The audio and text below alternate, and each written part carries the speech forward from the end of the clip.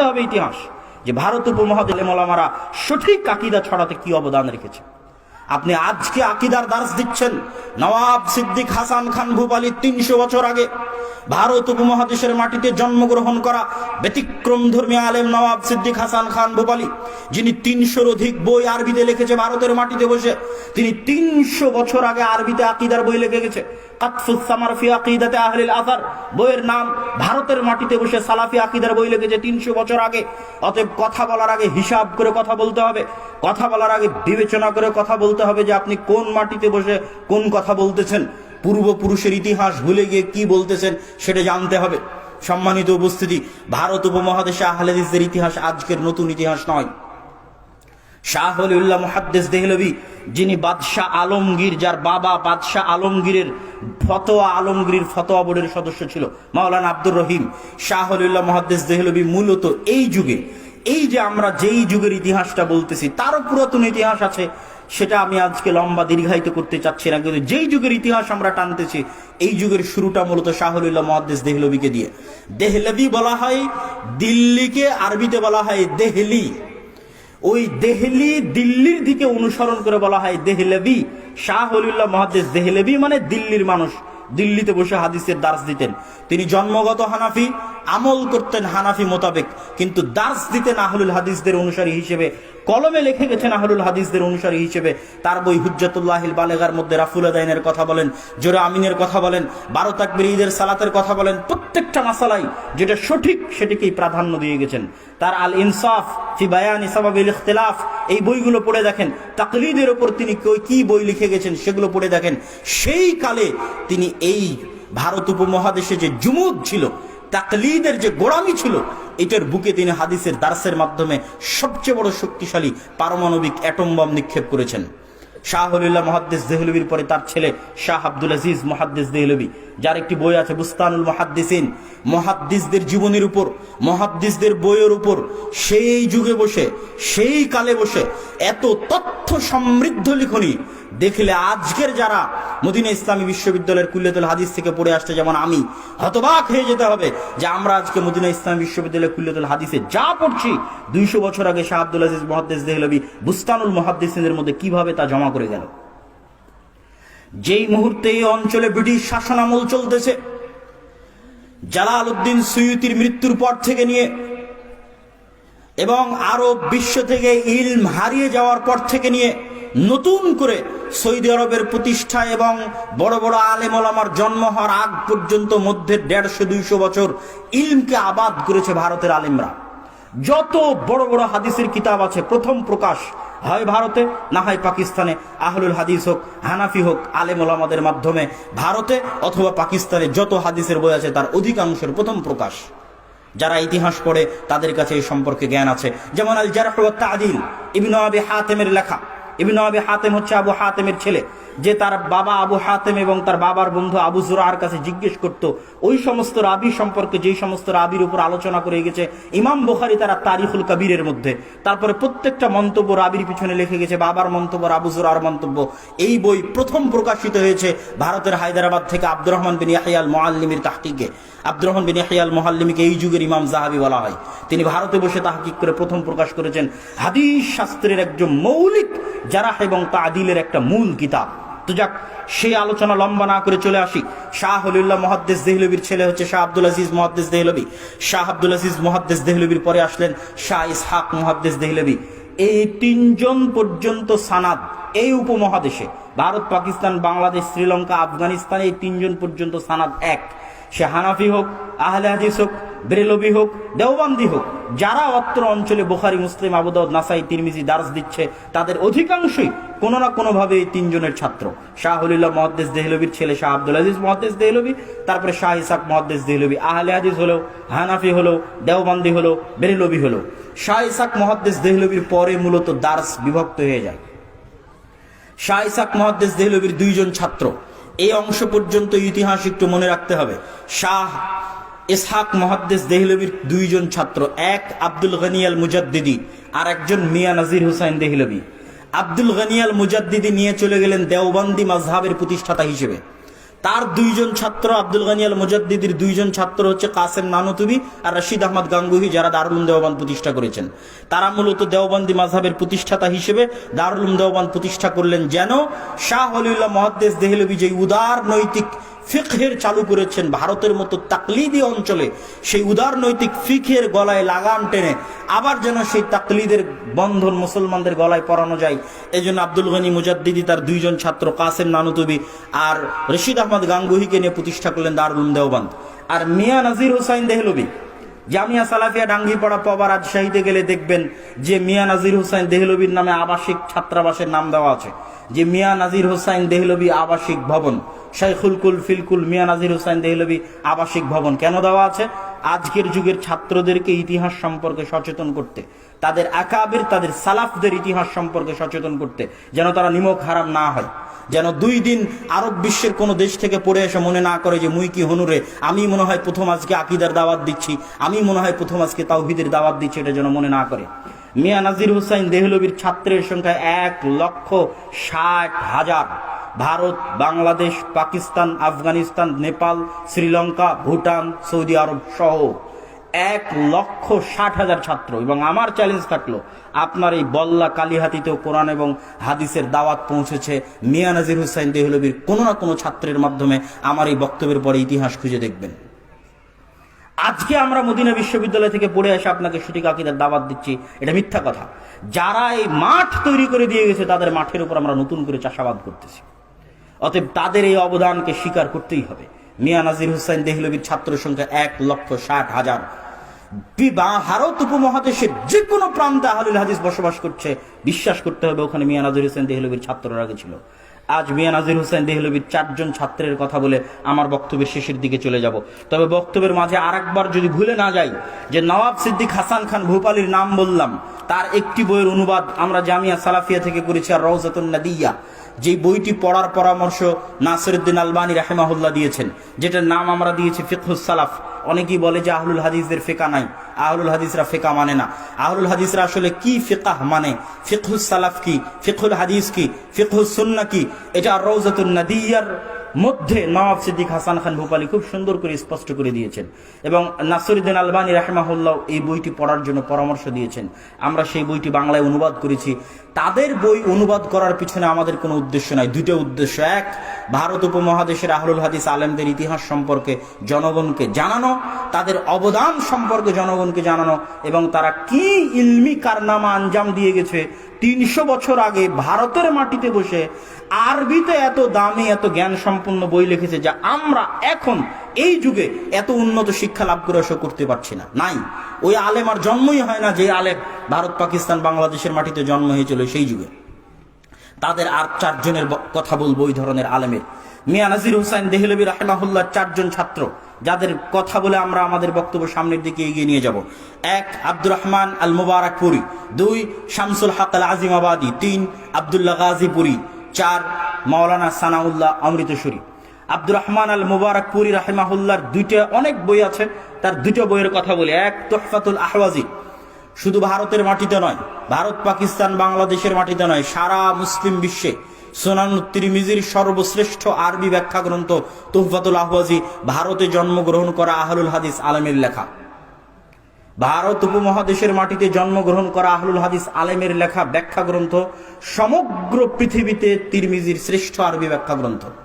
এই অবদানের কথা আমাদের মনে রাখতে হবে। কি পরিমাণ হাদিসের জ্ঞান তাদের কাছে ছিল সেটা কোথায় গেলে বুঝবেন জানেন? শায়েখ বসে আছে, উনি বুঝতে পারবে। আরো যারা হাদিস সম্পর্কে জানেন তারা বুঝতে পারবেন। ইমাম তিরমিজি তার বইয়ের মধ্যে লেখে অফিল বাব, অফি হাজাল বাব, এই অধ্যায়ে আরো এই হাদিস আছে। ধরেন রাফুল ইয়াদাইনের অধ্যায়ে ইমাম তিরমিজি বলে দিল, একটা হাদিস উল্লেখ করে উনি বলে দিবেন যে এই অধ্যায়ে তথা রাফুল ইয়াদাইন অধ্যায়ে আরো হাদিস আছে আবু হুরায়রা থেকে, আব্দুল্লাহ বিন মাসউদ থেকে, আয়েশা থেকে, আনাস ইবনে মালিক থেকে। খালি সাহাবীদের নাম বলে গেলেন, হাদিস কোথায় কি হাদিস তা উল্লেখ করা নাই। শুধু বলা আছে রাফুল ইয়াদাইন অধ্যায়ে, মানে প্রত্যেকটা অধ্যায়ে উনি বলেন, যখন যে অধ্যায় আলোচনা করবেন সে অধ্যায়ে গিয়ে বলেন তোমরা এই অধ্যায়ে আরো হাদিস পাবা আবু হুরায়রা থেকে, আব্দুল্লাহ বিন ওমর থেকে, আব্দুল্লাহ বিন আব্বাস থেকে, আনাস ইবনে মালিক থেকে, আব্দুল্লাহ বিন মাসউদ থেকে। কিন্তু কোথায় কি হাদিস তা তিনি উল্লেখ করেননি। সেই যুগে মাকতাবাতুশ শামিলা ছিল না, যখন তুহফাতুল আহওয়াজির লেখক তুহফাতুল আহওয়াজি লেখে তখন অথচ ওই যুগে ওই প্রত্যেকটা হাদিস উনি খুঁজে বের করে উল্লেখ করে দিয়েছেন তার ব্যাখ্যা গ্রন্থের মধ্যে, যে এই হাদিসটা এখানে যে ইমাম তিরমিজি বলতেছে আব্দুল্লাহ বিন আব্বাস থেকে বর্ণিত হাদিস আছে, এই হাদিসটা মূলত দারাকুতনির এত নম্বর অধ্যায়ের অমুক জায়গায় এই হাদিসটা তোমরা খুঁজে পাবা, হাদিসের ইবারত এই। এখানে যে ইমাম তিরমিজি বলতেছে আবু হুরায়রা থেকে হাদিস আছে রাফুল আদাইন বিষয়, এই হাদিসটা তোমরা বাইহাকিতে খুঁজে পাবা অধ্যায় নাম্বার এভাবে। সেই যুগে মাকতাবাতুশ শামেলা ছাড়া, গুগল সার্চ ছাড়া এই দেশের মাটিতে জন্মগ্রহণ করা আলেম এই মাপের বই লিখে গেছে, ভাবলে কল্পনা করতে পারবেন না। তার আরেকটি বইয়ের কথা বলি, আবকারুল মিনান ফি নাকদে আথারিস সুনান। আহলুল হাদিস মাদ্রাসাগুলোতে মিশকাতের আগে একটা হাদিসের বই পড়ানো হয়, তার নাম বুলুগুল মারাম। এটার দেখা দেখি হানাফি মাদ্রাসাতে মিশকাতের আগে একটা হাদিসের বই চালু করার জন্য একজন হানাফি আলেম মাওলানা নিম্বি একটা বই লিখলেন আসারুস সুনান। তিনি কি করলেন, বুলুগুল মারামে যেমন আহলুল হাদিসদের মাযহাবের হাদিসগুলো বেশি জমা করা আছে, উনি আসারুস সুনানে হানাফি মাযহাবের পক্ষে যা হাদিস ছিল জয়ীফ জাল সব জমা করে দিলেন। তো ওনার এই বই বাজারে আসার অল্প কয়দিনের মধ্যে, এক সপ্তাহের মধ্যে, 10 দিনের মধ্যে আব্দুর রহমান আল মুবারকপুরি বই লিখলেন আবকারুল মিনান ফি নাকদে আসারিস সুনান, যে আসারুস সুনান এই বইয়ের মধ্যে কোন হাদিসে কোথায় ভুল আছে, কি ত্রুটি আছে, 1 সপ্তাহ 10 দিনের মধ্যে জবাব চলে আসলো, বই ডাউন, বাজারে বই চললই না। এই রকম ইলম এবং জ্ঞানের ভান্ডার ছিলেন তারা। কথায় কথা আরেকজনের কথা মনে পড়ে গেল, যেটা এই আলোচনার মধ্যে ছিল না, আব্দুস সালাম মুবারকপুরি। যখন মাওলানা শিবলি নোমানি নাদতুল ওলামা লখনৌতে বসে ইমাম বুখারী এবং সহিহ বুখারীর উপর আঙ্গুল তুললেন, আল্লামা শিবলি নোমানি অনেক বড় আলেম, কিন্তু অনেক বড় আলেম হওয়ার পরেও তিনি কিছুটা ইনকারে হাদিস দ্বারা প্রভাবিত ছিলেন। ইনকারে হাদিস দ্বারা প্রভাবিত হওয়ার কারণে নাদতুল ওলামা লখনৌতে বসে সহিহ বুখারী আর ইমাম বুখারীর উপর হাত তুললেন। তখন শামসুল হক আজিমাবাদী আব্দুস সালাম মুবারকপুরীকে দায়িত্ব দিলেন, তুমি ইমাম বুখারী আর সহিহ বুখারীর উপর বই লেখো। তিনি বই লেখা শুরু করলেন, বইয়ের নাম সিরাতুল বুখারী, 2 খণ্ড। আর শিবলি নোমানি লিখেছিলেন সিরাতুন নুমান, মানে আবু হানিফা রাহিমাহুল্লাহর জীবনী।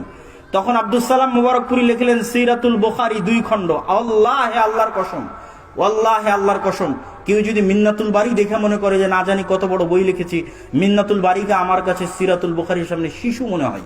ইমাম বুখারীর জীবনীর উপরে আর সহিহ বুখারীর উপরে এত সূক্ষ্ম আর এত বিস্তারিত গ্রন্থ পৃথিবীর বুকে আর দ্বিতীয়টা লেখা হয়নি। যেটা ভারতের আলেম লিখেছে, আরবি অনুবাদ হয়েছে কিনা আমার জানা নাই, উর্দুতে লিখেছেন সিরাতুল বুখারী, আমার জানা নাই যে হয়েছে কিনা। সম্মানিত উপস্থিতি, শামসুল হক আল আজিমাবাদী তিনি গ্রন্থ লিখলেন 32 খণ্ডে আবু দাউদের ব্যাখ্যা গায়াতুল মাকসুদ। যখন ভারত পাকিস্তান বিভক্ত হয়, শিখ মুসলমানদের দাঙ্গা, হিন্দুদের দাঙ্গা, বই জ্বলে পড়ে ছারখার। কিছু বই বাংলাদেশের ঢাকাতেও এসেছিল, কিছু বই পাকিস্তানের লাহোরেও গেছিল, কিছু নতুন করে ছাপানো হয়েছে, আল্লাহু আলাম। কিন্তু তিনি তার ভাইকে পরামর্শ দিয়েছিলেন এই 32 খণ্ডের বই সংক্ষিপ্ত করতে, যেটা এখন সারা পৃথিবীতে প্রচলিত আছে। ওই বইয়ের নাম আউনুল মাহবুদ। আবু দাউদের সারা পৃথিবীতে শ্রেষ্ঠ আরবি ব্যাখ্যা গ্রন্থ লিখেছে বিহারের রাজধানী পাটনার আলেম শামসুল হক আজিমাবাদী, যিনি মিয়া নাজির হোসাইন দেহলভির ছাত্র। তার আরেকটা বইয়ের নাম বলি, রাফউল ইলতিবাস। ইমাম বুখারী রাহিমাহুল্লাহ সহিহ বুখারীর 25 জায়গায় ক্বালা বাযুন নাস বলে আহলুর রায়দের রদ করেছেন। হানাফি মাযহাবের 25টা ফতোয়ার রদ করেছেন ইমাম বুখারী সহিহ বুখারীর মধ্যে। তো একজন বড় হানাফি আলেম মাওলানা আহমদ আলী সাহারানপুরি, ভারতের একটা জেলা সাহারানপুর, ওই সাহারানপুরে একটা মাদ্রাসা আছে মাজাহিরুল উলুম। কেমনে চিনবেন মাজাহিরুল উলুমকে? ফাজাইলে আমলের লেখক মাওলানা জাকারিয়া কান্ধেলভি, যেই ফাজাইলে আমল গোটা বাংলাদেশে চলতেছে, তার লেখক মাওলানা জাকারিয়া কান্ধেলভি ওই মাজাহিরুল উলুম সাহারানপুরের শাইখুল হাদিস ছিলেন। সেই মাজাহিরুল উলুম সাহারানপুরের আরো আগের শাইখুল হাদিস তিনি মাওলানা আহমদ সাহারানপুরি। তিনি বই লিখলেন ইমাম বুখারীর উত্তরে। কি নামে বই লিখলেন? দাফউল ওয়াসওয়াস। ভারত উপমহাদেশে ছাপা বড় বুখারী, যত বড় বুখারী আছে প্রত্যেক বড় বুখারীর শুরুতে তার লেখা ওই বইটা যুক্ত করে দেওয়া হলো দাফউল ওয়াসওয়াস, যেখানে তিনি ইমাম বুখারীর উত্তর দিয়েছেন। যেই 25 জায়গায় ইমাম বুখারী হানাফি মাযহাবকে রদ করেছে, ওই 25 জায়গার উত্তর দিয়েছেন দাফউল ওয়াসওয়াস নামে। তখন শামসুল হক আলী আজিমাবাদী নতুন বই লিখলেন রাফউল ইলতিবাস নামে, যেখানে ওই দাফউল ওয়াসওয়াসে যা যা ইমাম বুখারীর উপর উত্তর দেওয়ার চেষ্টা করা হয়েছে তার পাল্টা উত্তর দেওয়া হয়েছে। এরকম অসংখ্য ইলমি কারনামা শামসুল হক আল আজিমাবাদী রাহিমাহুল্লাহর আছে, আব্দুর রহমান আল মুবারকপুরি রাহিমাহুল্লাহর আছে। আর একটা ইলমি কারনামা যার নাম হয়তো আলোচনার মধ্যে আসবে না, কিন্তু বলে যাই, আর রাহিকুল মাখতুম, এই বইয়ের নাম কে না শুনেছে? সারা পৃথিবীতে রাসূল সাল্লাল্লাহু আলাইহি ওয়াসাল্লামের জীবনীর উপর শ্রেষ্ঠতম আরবি গ্রন্থ হচ্ছে রাহিকুল মাখতুম। কে লিখেছে? ভারতের আহলে হাদিস আলেমরা লিখেছে, যারা মদিনা ইসলামী বিশ্ববিদ্যালয়ে কোনোদিন পড়তেই যায়নি। শামসুল হক আল আজিমাবাদী আর আব্দুর রহমান মুবারকপুরি যখন বই লিখেছে তখন মদিনা ইসলামী বিশ্ববিদ্যালয় তৈরি হয়নি। সে আর রাহিকুল মাখতুম যিনি লিখেছেন তিনি জামিয়া সালাফিয়া বানারসের শিক্ষক তখন, অথচ এটা সারা পৃথিবীতে শ্রেষ্ঠ রাসূল সাল্লাল্লাহু আলাইহি ওয়াসাল্লামের জীবনী গ্রন্থ লিখেছে ভারতের আহলুল হাদিস আলেম। আরো একটি বইয়ের নাম যদি আপনাদেরকে না বলি তাহলে সেটি আমানতের খেয়ানত হবে। সেই বইটি হচ্ছে আল মিজান। এই বইটা মূলত লেখা হয়েছে ভারতের একজন বিখ্যাত হানাফি আলেম মাওলানা আশরাফ আলী থানভী। তিনি তার এক ছাত্র জাফর আহমদ থানভীকে দায়িত্ব দিলেন যে হানাফি মাযহাবের যত মাসলা মাসাইল আছে সব মাসলা মাসাইলের পক্ষে দলিল জমা করো, আর সেটাকে কেমনে সহি প্রমাণ করতে হবে তার দায়িত্ব পালন করো। তখন জাফর আহমদ থানভী একটা বই লিখলেন ইলাউস সুনান নামে। এখন পর্যন্ত হানাফি মাযহাবের পক্ষে দলিল জমা করতে গিয়ে লেখা শ্রেষ্ঠতম গ্রন্থ হচ্ছে ইলাউস সুনান। এই ইলাউস সুনান বইয়ের জবাবে আল মিজান ফি নাকদি ইলাউস সুনান লিখেছে পাকিস্তানের বিখ্যাত আহলুল হাদিস আলেম মাওলানা ইরশাদুল হক আল আথারি হাফিজাহুল্লাহ। এখনো জীবিত আছে, এখনো জীবিত আছে। পাকিস্তানি জন্ম, পাকিস্তানি জ্ঞান অর্জন, পাকিস্তানি শিক্ষা, দেশের বাইরে জানিনি। পাকিস্তানি পড়াশোনা করে এত বড় হাদিসের তিনি রিজাল শাস্ত্রবিদ মাওলানা জুবাইর আলী হাফেজ জুবাইর আলী জাই, যিনি ভ্রান্ত আকীদার যত মতবাদ আছে যত দলিল আছে সবগুলোর খণ্ডন করেছেন, কোনোদিন দেশের বাইরে পড়াশোনায় করেননি। হাফেজ জুবাইর আলী জাই পাকিস্তানের একজন বিখ্যাত মুহাদ্দিস। সম্মানিত উপস্থিতি, আর দুইজনের কথা বলে আমার বক্তব্যের শেষের দিকে চলে যাব। মাওলানা সানাউল্লাহ অমৃতসুরী। মাওলানা সানাউল্লাহ অমৃতসুরীকে রাসূল সাল্লাল্লাহু আলাইহি ওয়াসাল্লামের খাতমুন নবুওয়াতের জীবন্ত মুআজিজা বলা হয়। সানাউল্লাহ অমৃতসুরীকে খাতমে নবুওয়াতের জীবন্ত মুআজিজা। কেন? গোলাম আহমদ কাদিয়ানী, যে নিজেকে আল্লাহর নবীর পরেও নিজেকে নবী হিসেবে দাবি করত, সেই গোলাম আহমদ কাদিয়ানীর বিরুদ্ধে মোবাহালা করে সানাউল্লাহ অমৃতসুরী ওই মোবাহালার অল্প কিছুদিন পরে গোলাম আহমদ কাদিয়ানী মারা যায়। আর সানাউল্লাহ অমৃতসুরী 40 বছর পৃথিবীতে জীবিত ছিলেন গোলাম আহমদ কাদিয়ানীর মৃত্যুর পরে। ওই মোবাহালায় কি ওয়াদা হয়েছিল? যে হকের উপর থাকবে তার আগে মৃত্যু হবে। তো গোলাম আহমদ যে হকের উপর থাকবে তার পরে মৃত্যু হবে, আর যে বাতিলের উপর থাকবে তার আগে মৃত্যু হবে। তো গোলাম আহমদ কাদিয়ানীর আগে মৃত্যু হয় এবং তার মৃত্যুর 40 বছর পর পর্যন্ত সানাউল্লাহ অমৃতসুরী জীবিত ছিলেন। তাকে বলা হতো যে তিনি 40 বছর আল্লাহর নবীর খাতমে নবুওয়াতের মুআজিজা হিসেবে পৃথিবীতে তিনি বিচরণ করতেন। আর তার এই পরিমাণ জ্ঞান ছিল যে একই টেবিলে বসে ইহুদি হোক, খ্রিস্টান হোক, হিন্দু হোক, শিখ হোক, জৈন হোক, হানাফি হোক, দেওবন্দি হোক, বেরলভী হোক, শিয়া হোক, কাদিয়ানি হোক, একই টেবিলে বসে প্রত্যেকটা ফেরকার জবাব দিয়ে যুক্তি দিয়ে পরাজিত করে দিবে, এরকম জ্ঞান ও ভান্ডার আল্লাহ সুবহানাহু ওয়া তাআলা তাকে দান করেছিলেন। সম্মানিত উপস্থিতি, অতএব ভারত উপমহাদেশে আহলুল হাদিসদের এই ইতিহাসটা গেল ইলমি ইতিহাস। ভারত উপমহাদেশে আহলুল হাদিসদের আরেকটি সংক্ষিপ্ত ইতিহাস আছে, সেটা হচ্ছে ব্রিটিশ বিরোধী জেহাদ আন্দোলনের ইতিহাস। ব্রিটিশ বিরোধী জেহাদ আন্দোলনের ইতিহাস বললে সবার আগে আসবে শাহ ইসমাইল শহীদের নাম, যাকে বললাম যে 1831 সালের 6 মে বালাকোটের প্রাঙ্গণে, যেটা হচ্ছে পাকিস্তান এবং ভারতের সীমান্তবর্তী অঞ্চল, কাশ্মীর পার হওয়ার পর পাকিস্তানে প্রবেশ করলে যে সীমান্তবর্তী অঞ্চল আসে, ওই সীমান্তবর্তী অঞ্চলে যিনি শহীদ, আল্লাহ সুবহানাহু ওয়া তাআলা তাকে শহীদ হিসেবে কবুল করুক, শিখদের বিরুদ্ধে জিহাদ করতে গিয়ে 1831 সালের 6 মে মারা গেছিলেন। তারাই প্রথম যারা এই ভারত উপমহাদেশের মাটিতে ব্রিটিশদের বিরুদ্ধে জিহাদের ঘোষণা করেছিলেন, শাহ আব্দুল আজিজ মুহাদ্দিস দেহলভির ফতোয়ার উপর ভিত্তি করে। ওইটার একটা লম্বা ধারা আছে আহলুল হাদিসদের, ওই রাজনৈতিক বলেন আর ব্রিটিশ বিরোধী জিহাদের আন্দোলন বলেন, যেটা স্যার সৈয়দ আহমদ বেরলভী তার সহ, শাহ ইসমাইল শহীদ সহ, তারপরে মাওলানা বেলায়েত আলী সহ, মাওলানা এনায়েত আলী সহ, যেই মাওলানা বেলায়েত আলী এবং এনায়েত আলী রাজশাহী, চাঁপাইনবাবগঞ্জে, মুর্শিদাবাদ, মালদাহে 12 বছর দাওয়াতি কাজ করেছে।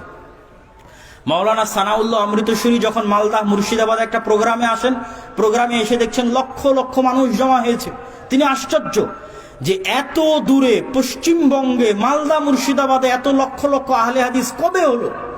তো উনি একটা পত্রিকা লিখতেন, আখবার আহলে হাদিস নামে। ওই আখবারে আহলিল হাদিস পত্রিকার মধ্যে তিনি লিখছেন, আমি ইতিহাস ঘেটে দেখলাম যে মাওলানা শাহ ইসমাইল শহীদের ছাত্র, সৈয়দ আহমদ বেরেলভির ছাত্র মাওলানা বেলায়েত আলী এবং মাওলানা এনায়েত আলী পাটনার সাদেকপুরি পরিবার, যারা ব্রিটিশ বিরোধী জিহাদ করতো, তারা 12 বছর এই অঞ্চলে দিনের দাওয়াত দিয়েছে। এই জন্য আজকে রাজশাহী, চাঁপাইনবাবগঞ্জ, মুর্শিদাবাদ, মালদায় এত আহলে হাদিস। শায়েখ পাশে বসে আছে, উনি জানে সেটা মাদ্রাসা মোহাম্মদিয়া আরাবিয়া যাত্রাবাড়ি হোক, আর নাজিরা বাজার হোক, আর পাঁচরুখি হোক, বেশি ছাত্র কোথাকার? সব উত্তরবঙ্গের। বেশি শিক্ষক কোথাকার? সব রাজশাহী, চাঁপাইনবাবগঞ্জের।